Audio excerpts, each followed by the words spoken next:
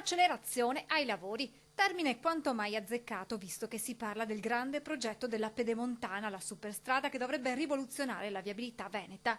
Dopo voci, polemiche, smentite, dunque, lo stesso governatore Luca Zaia davanti ai consiglieri regionali a fare il punto su quella che definisce il più importante cantiere pubblico oggi aperto in Italia.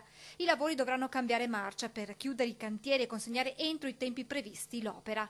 E Zaia ha illustrato la soluzione economica. In aggiunta al contributo statale si farà ricorso all'addizionale IRPEF sui cantieri della Pedemontana. Non verranno colpiti i lavoratori, le casalinghe, i pensionati. Si andrà sui redditi alti, basti pensare che ognuno dei consiglieri regionali ai quali ho parlato verserà circa 2.000 euro all'anno per questa tassa e quindi verranno colpiti ovviamente i redditi alti. Nel dettaglio nessuna maggiorazione per redditi fino a 15.000 euro e oltre i 15.000 euro fino ai 28.000 euro. Dai 28.000 ci saranno maggiorazioni che andranno da un più 1,6% ad un più 2,1% per redditi oltre i 75.000 euro. Nonostante questo, non mancherà di suscitare polemiche, il Presidente della Regione si dice soddisfatto per il nuovo accordo raggiunto. Di anticipare 532 milioni che sono i soldi che dovevamo dare, le risorse di 29 milioni all'anno per 15 anni più IVA, sono 532 milioni, e attualizzarli tutti ad oggi invece e quindi erogare 300 milioni subito invece che 532 nell'arco di 15 anni.